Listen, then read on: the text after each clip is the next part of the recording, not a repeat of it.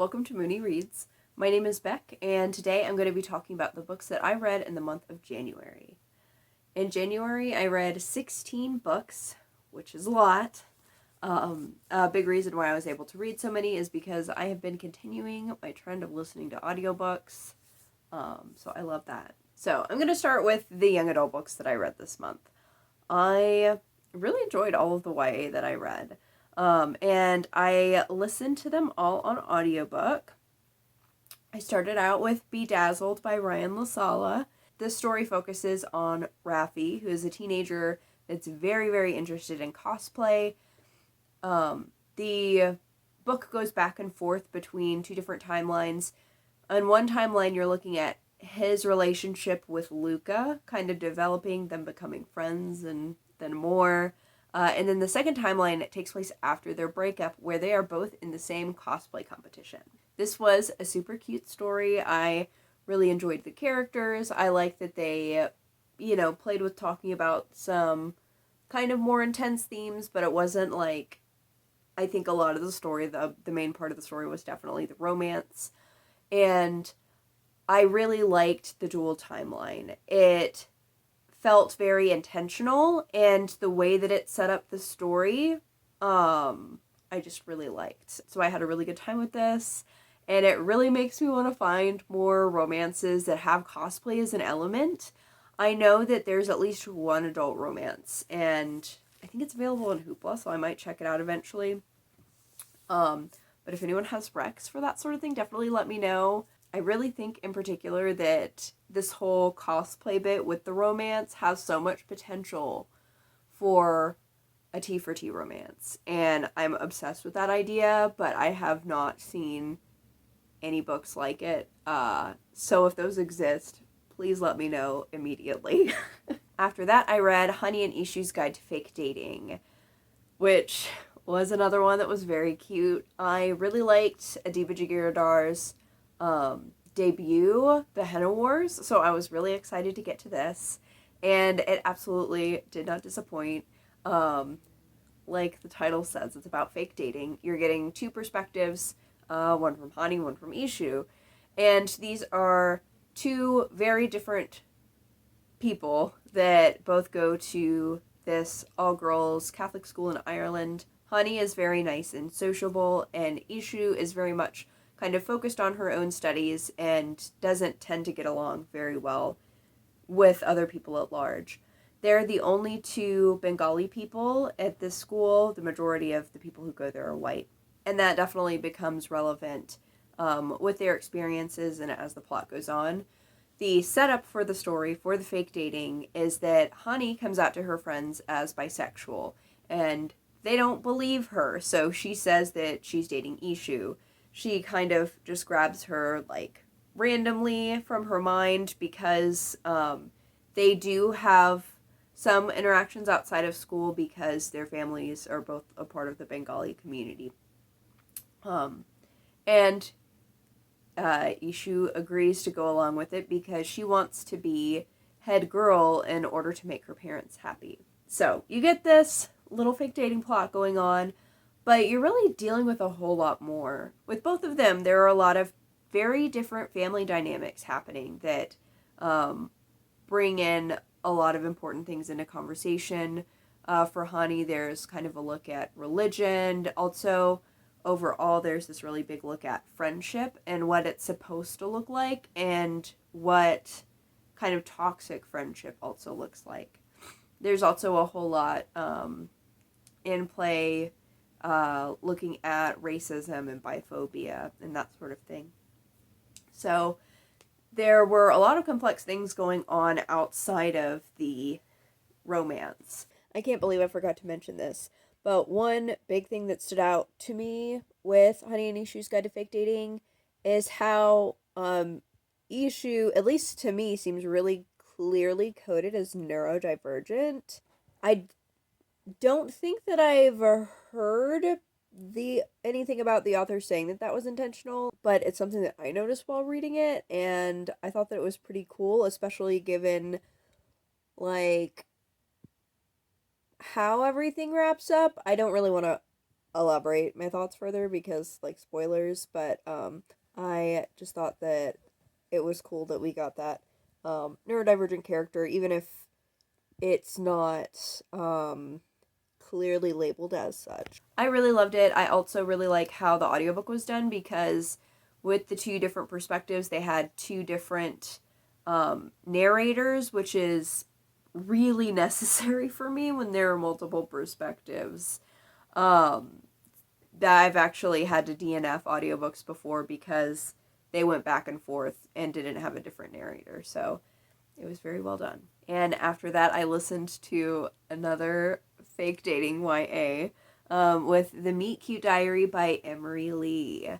And while these both were set up as fake dating stories, they were still very different. The characters learn very different lessons. I'm not going to say more than that in comparison because I don't want to give anything away, but I really loved The Meet Cute Diary.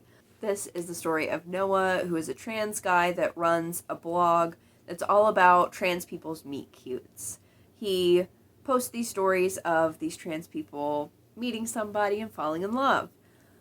Somebody outs his account as having fake stories, and he doesn't like that. The whole point of the blog is to give trans people hope and know that love is possible for them. So when all of this comes up, this guy that he just met and actually wrote a meet cute about offers to fake date him in order to kind of help the image of the blog.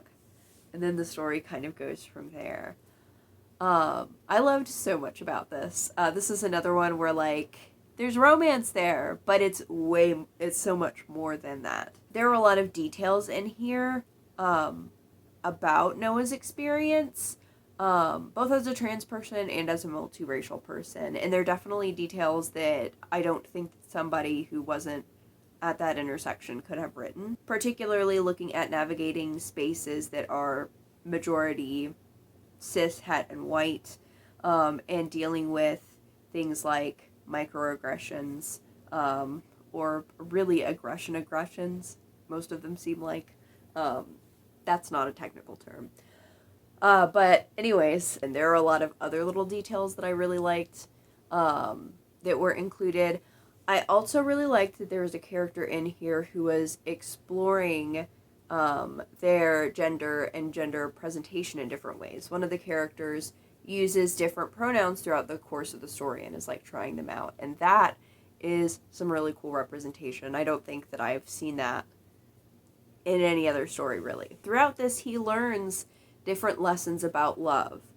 Love as in romantic love, but also friendship as well. His best friend is also central to parts of this story. I don't want to say too terribly much because I went into Meet Cute Diary knowing too much, and I wish I hadn't known.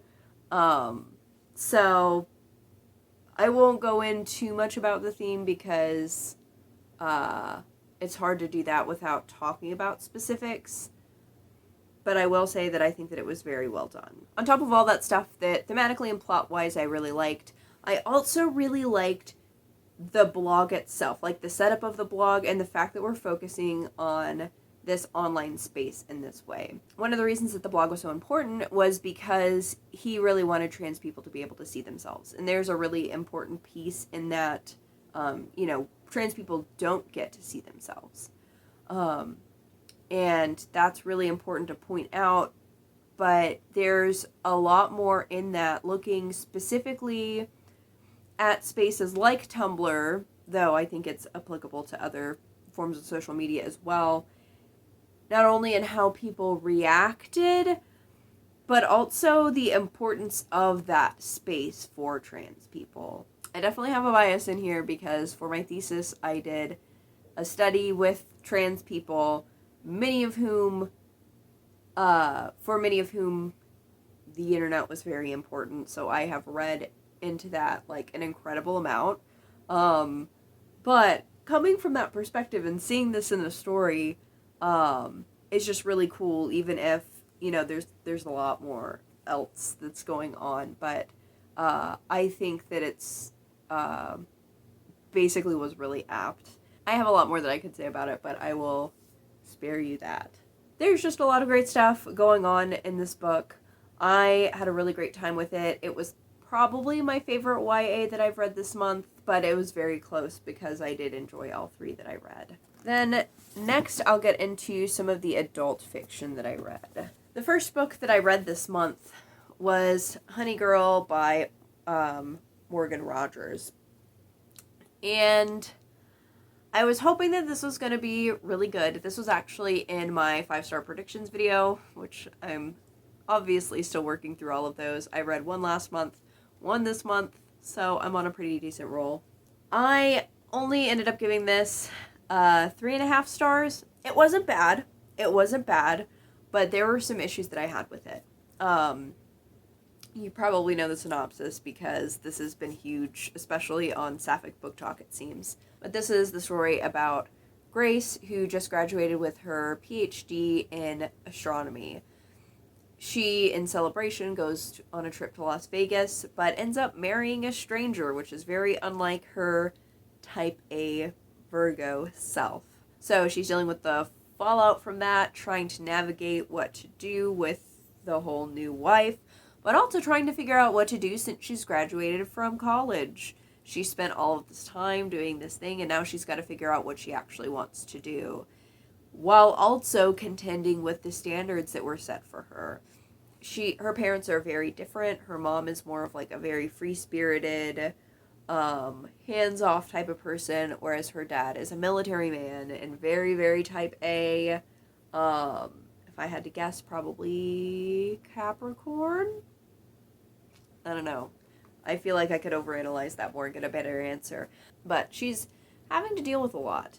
And a lot of it ends up being kind of messy. She ends up having to contend with kind of her own mental health issues. There's also a lot in here about friendship and the importance of friendship, which I really liked. She has a very strong friend group. So there was a lot in here that was really good. It was good enough that it had me, speculating the rest of her birth chart. So they talked about her being a Virgo in here specifically, but I have a lot of guesses as to the other aspects of her birth chart because there is clearly two planets that are in opposition with each other. And if I had to guess, I would say that she probably has a Pisces moon. Moon and sun opposition. I actually had a couple of more notes on, if it's not that, then it's this other thing. But regardless, I think the stars are giving her some grief, and she's really going through it. So there are good things with this book. However, I thought that some of it was clunky. Some of the dialogue did not feel natural, and some of the characters and their interactions, I feel like there was, I know that the show don't tell thing isn't always exactly right. However, I feel like there were some characters where we were told about their relationship and then we didn't get to see it that much. Or even if we did see it, they told us about it so much more that it got kind of annoying. I also felt like I didn't understand her dad. Obviously on a character level, I did not, he's not the kind of, character that I would really get. But I feel like a lot of his overbearing, you have to do stuff this way, it felt exaggerated. Maybe there are people out there who are that ridiculous, I'm sure. But it felt like a lot. I'm kind of wondering, thinking about it, if maybe that's because we're getting it from her perspective, so she's overhyping it, which, that's relatable.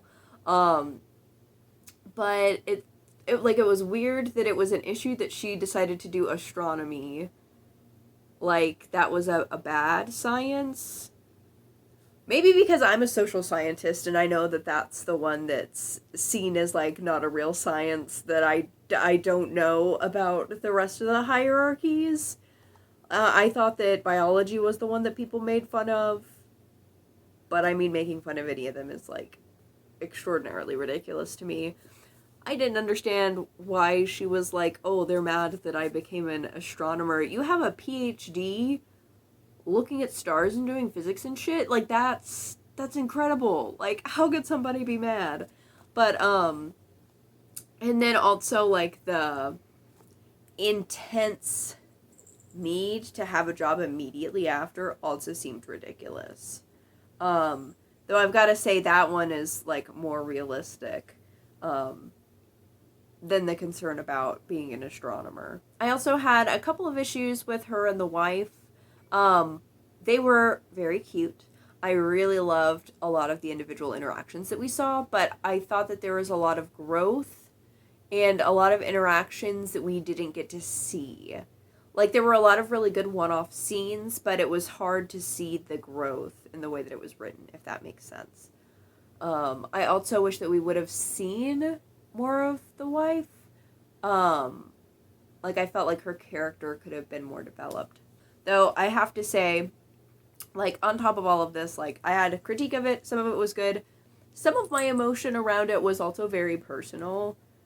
And, like, my own emotional reactions to her and her decision-making. Which usually, you know, characters being messy and making poor decisions, like, I love a good messy character. But sometimes if things are a little bit too close to home, I don't know. It impacts my reading of it if it's too close in a certain way. And this just ended up rubbing me the wrong way. So it wasn't, some of it wasn't anything that the book could have helped. It was my own personal bit. So this book had a lot of good qualities. I really liked the idea of a lot of it. I think that the kind of quarter life crisis thing is very relatable. Dealing with how you're going to forge your own life when you have other expectations put on you. And this also talks about the issue of racism within the sciences, which I thought was an important conversation too. So it did a lot of good things really well, even if I had criticism of it. You know, there's a reason that a lot of people like it. It is a good book. There were just things that fell a little bit for me.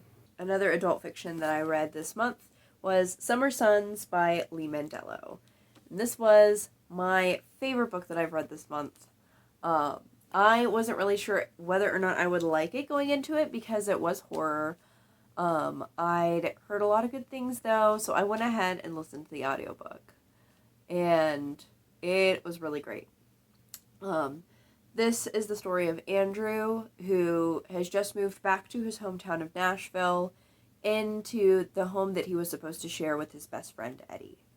Before he moves in, Eddie dies by apparent suicide. So Andrew's dealing with a lot. He's dealing with the literal ghost of Eddie that is haunting him. He's going through grad school and is dealing with all of the stuff happening like academic-wise. And he's primarily trying to figure out what actually happened to Eddie because he does not think that Eddie died by suicide. So there's a lot of really interesting stuff in here. There's the horror elements that come from the haunting. There's a lot of dark academia. So you're getting to see the kind of darker side of the school, as well as the darker side of, like, rich families in the South. So there's conversation in here about racism and classism. But as you go through the story, you know, it's very clear that Andrew and really a lot of the characters were very, very messy. There is, like, the, like, literary fiction that I like with the deeply messy queer characters. This has that, especially when you're looking at their backstory. One of the things that he's realizing as you're going through this story is the nature of his relationship with Eddie, because he does not conceptualize himself as queer or consciously think of his relationship with Eddie as queer, but it's very clear that it was more than a friendship from the way that he talks about it. Like, the way that he talks about his relationship with Eddie, the way that he describes other men, like, there's no way that he's not just extremely gay. So he's kind of slowly realizing that. So The horror element was cool, love the messy queers, but the most compelling part of this book by far is the thematic tie of the haunting with his relationship with Eddie. I mean, being literally haunted by the person that you were in love with and never got to acknowledge, like, that's like peak sad gay yearning, but with like extra high stakes because of everything that's happening in the story. I initially listened to this on audiobook, got to listen to it about 1.5 times, and got my own copy, and I'm making my way through it, and annotating, and there are so many more, like, links on an individual level. I'm having a really good time with it, kind of really picking those connections apart and seeing other stuff as well. This was amazing. I highly recommend it. It is definitely my favorite book of January. Then the final adult book that I read was She Who Became the Sun by Shelley Parker Chan. This is the story of Shu, who grew up as a peasant in a deeply impoverished place. There is a massive issue with food insecurity and people starving. She's actually the only girl her age in her village because the other girls are continuously sold off for food or to pay off their debts and the like. Pretty close to the beginning of the story, she learns that her fate is to be nothing, but her brother is destined for greatness. And in a turn of events, she's able to put herself into her brother's shoes and tries to take that destiny of greatness. So when she's about 11, she joins a monastery, pretending to be her brother. So throughout the course of the story, she really embraces her brother's destiny of greatness. And as she goes on, she wants more and more. And the way that develops is really, really compelling. There's a lot more that the story gets into. You get to look at some different characters' perspectives a little bit. One of the most interesting dynamics to me was between her and somebody who's kind of more of an adversary, but that other character is a eunuch. So they're both in the margins of gender within the society. And they have this connection, partly, I think, having to do with queerness, but there's also a huge element that's spiritual. That's very interesting. There are also a lot of neat things happening with some of the other female characters that Shu interacts with, and the way that they handle power is really cool. There's a lot in there in general. Like, some of the descriptions are just really powerful, especially the stuff like relating to gender. There are a lot of really good quotes in there. I will say that I was confused by some pieces, particularly the, like, really political stuff that was going on, like who was connected to who and how it fits in with the larger government structure. Like, I was mostly going on vibes for that. I don't really read a lot of high fantasy, particularly not a whole lot that's like high political, so that was tough, especially since it was an audiobook, and we did go back and forth between perspectives some, without a change in narrator. The narrator was good, but my brain needs help sometimes with that. So there was stuff that I was kind of confused about. Some of it did get cleared up when I watched the NB Book Club live show. However, I think that it would benefit me to read it physically next time, if I'm able to do that. But overall, it was still a really good time. Next, I'm going to talk about the manga that I read. First, I read the first volume of The Way of the House Husband. This was very fun. The whole premise of this is that the main character used to be this really big mob boss, but now he's a house husband, so he does chores and goes to the grocery store, and he does all of this with the intensity of a mob boss on a mission. You also start to get to see him interact with some people who were in the business and kind of deal with that some. But overall, it's just fun, it's silly, and I like it. I'm interested to see what all they do with it. It could get more intense plot-wise, but even if it just continues to be fun and silly, like, I think that's a really good time. Next, I have the first 3 volumes of the Witch Hat Ateleir series. This story is about a little girl who's a human, but she's super interested in witch magic. When she was little, she was given a book by this witch, this very mysterious witch that she saw in a market. And throughout the story, she kind of realizes some stuff with the book, stumbles into some magical stuff, bad things happen, and in order to kind of deal with that, she has to go to school to become a witch. It's a super good time. There's a lot of interesting stuff that kind of go on politically. There's some interesting things going on, like friendship-wise. There are a couple of characters that it's not really totally clear what their motives are, so I'm interested to see kind of what direction this goes in. I am liking the series more and more as it goes on. The first book was a good time, but each consecutive one after I've liked more. So this is definitely one that I want to read. And it's actually kind of funny because I borrowed this from the library because, like, I can't buy every manga thing that I want to read, unfortunately. But after reading them, I want to buy them more, so it didn't help me.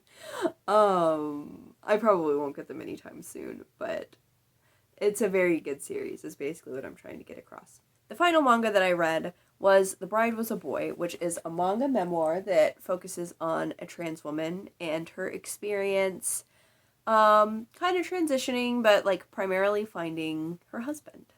So it's a cute little story. It has some little informational bits throughout it.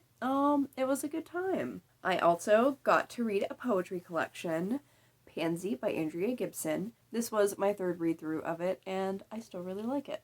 After that, I can get into the nonfiction that I read, starting with What You're Getting Wrong About Appalachia by Elizabeth Catte.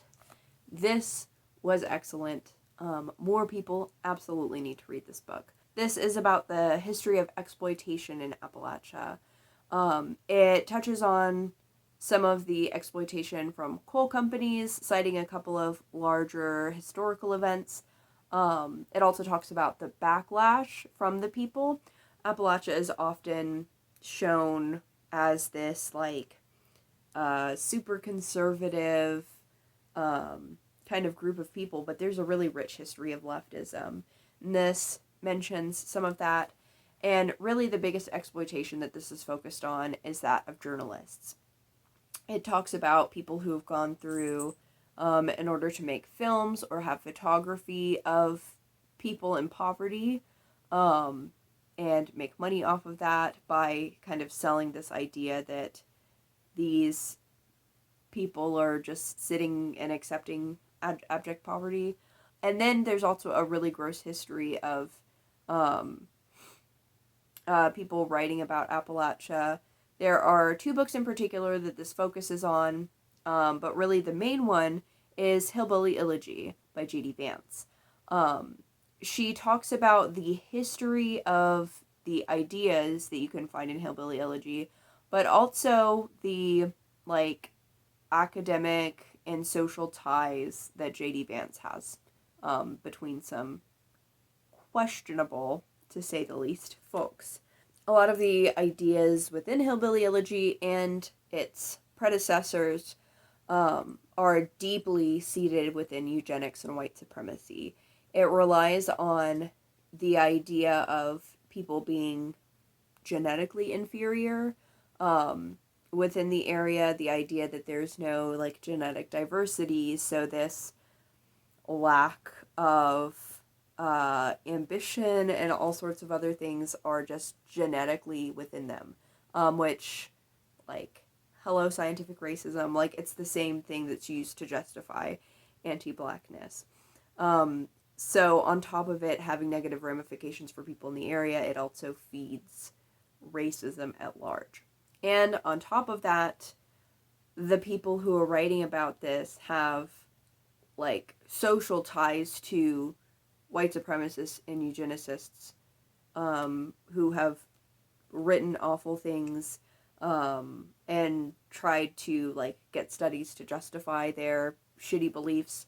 There's a lot of really horrifying things in this, so definitely pick it up, especially if you've read Hillbilly Elegy, or if you've considered reading Hillbilly Elegy, read this instead. And honestly, even if you haven't read Hillbilly Elegy, or it hasn't been on your radar, chances are you have seen a lot of these stereotypes, because that was also a really big piece of a part of Trump's campaign in 2016. There was a focus on a county in, I think, West Virginia, that was like Trump County, but they even talk in here about how that's not even accurate or representative of the people in the area. It was the majority of people who voted, but that's not representative of the majority of people even eligible to vote. They run the numbers and stuff in here, but this was a very good book, and very important, especially if you want to know about the area or if you are in the area. Another nonfiction book that I read in January was Heartberries by Terese Marie Mailhot. This is a memoir that is told like a letter from the author to her husband while she's in the mental hospital. This goes through a lot of her background and a lot of traumatic things that she's dealt with.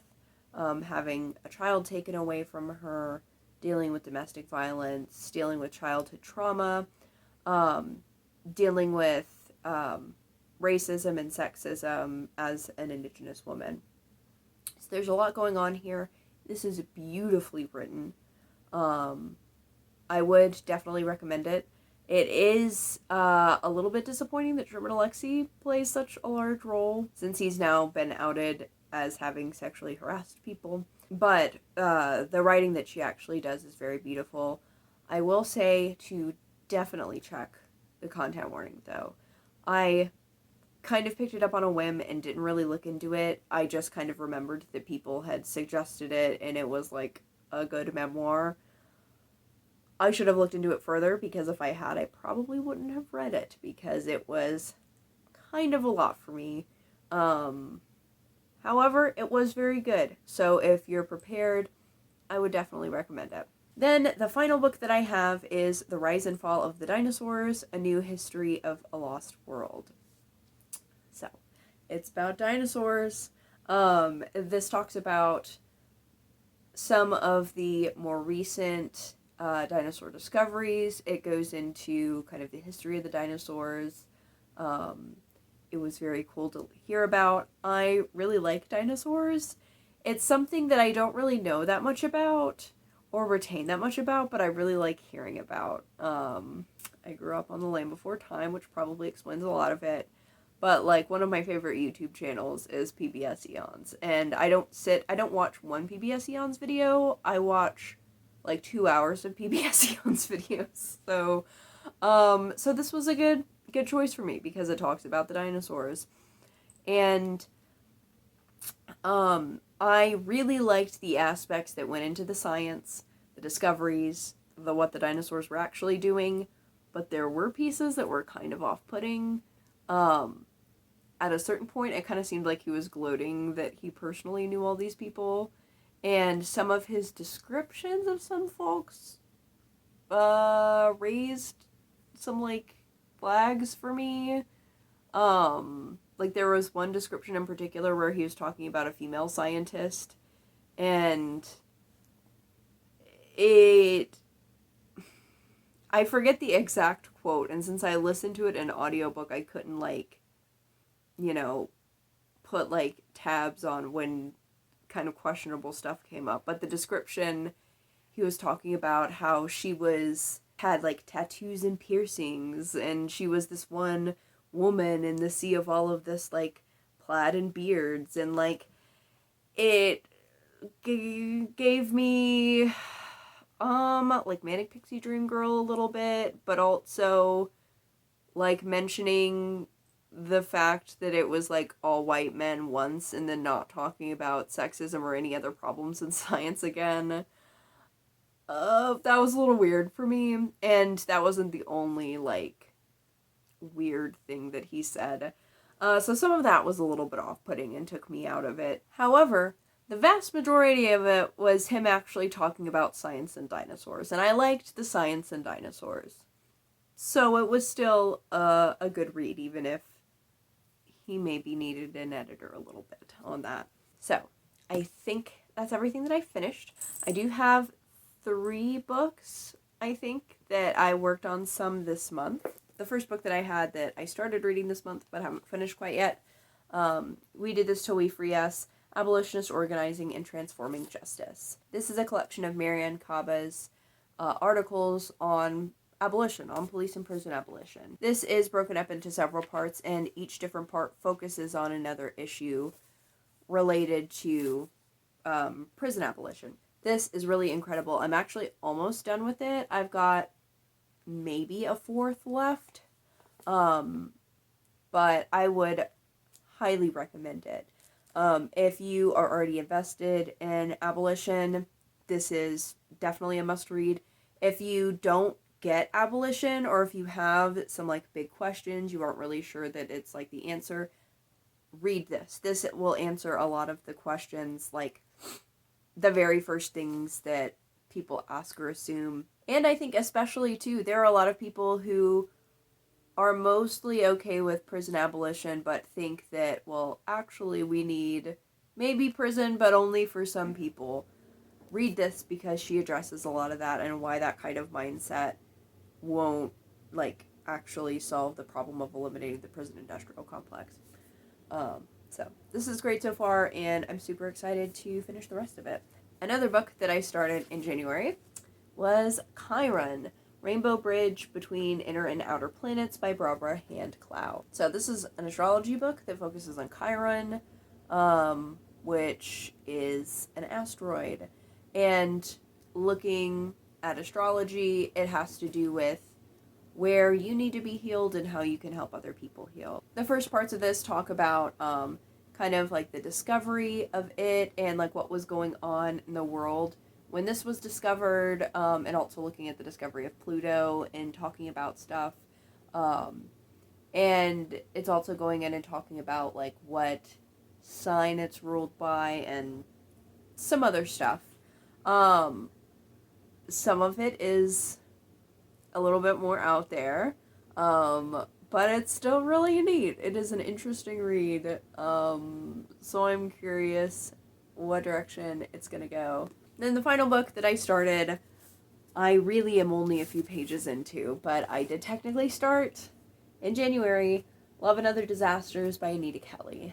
This is a new release that is an adult romance. There's a cooking show that both of these people are on, and they end up falling in love. One of the contestants that fall in love is non-binary. This is actually the February pick for the NB Book Club. I am super excited about this, partly because I want more romances with trans and non-binary characters, but also because I think I might end up liking this setting a lot, because one of my, like, kind of comfort shows are in the, like, cooking show genre.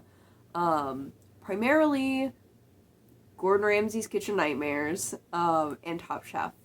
And one of my favorite things to do while watching Top Chef, especially when I was watching the earlier seasons, was to figure out who was queer, because there were always at least 2 people with faux hawks, and they were probably gay. So, like, figuring out who it was always an interesting time. Eventually it got to the point where they could actually say that they were queer, but that wasn't true in the first seasons. So, it will be nice to get an actual queer romance instead of just speculating about people in reality TV. So I think it's going to be cute.